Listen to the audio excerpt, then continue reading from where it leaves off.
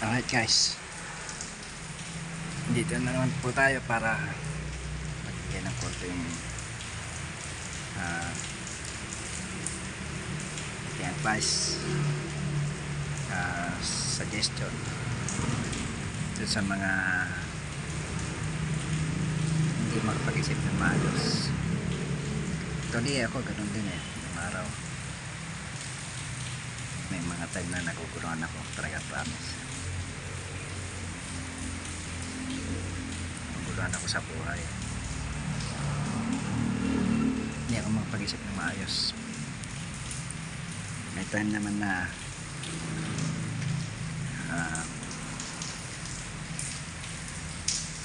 focus ako,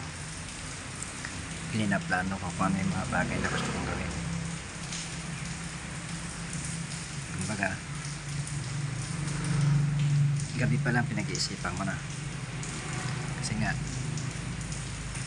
pag hindi ko kasi nag-isipan yung mga bagay na gusto kong mangyari, tuloy talaga malapong mangyari kasi walang plano. Sabi ko nga, kahit sa mga anak ko noon, mahirap sa isang tao yung walang pangarap.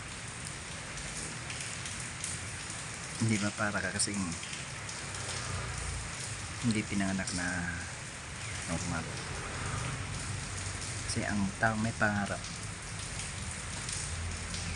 sabi nga nila,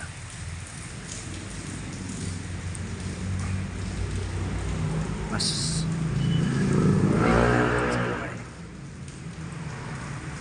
sabi ko, kung ano man yung mga pwede nyong magawa at naman hindi nyo naman kayang abutin, so dahan-dahan lang, nakukuha rin naman yan sa tsaga.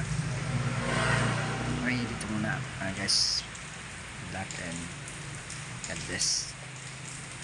Thank you and love you all.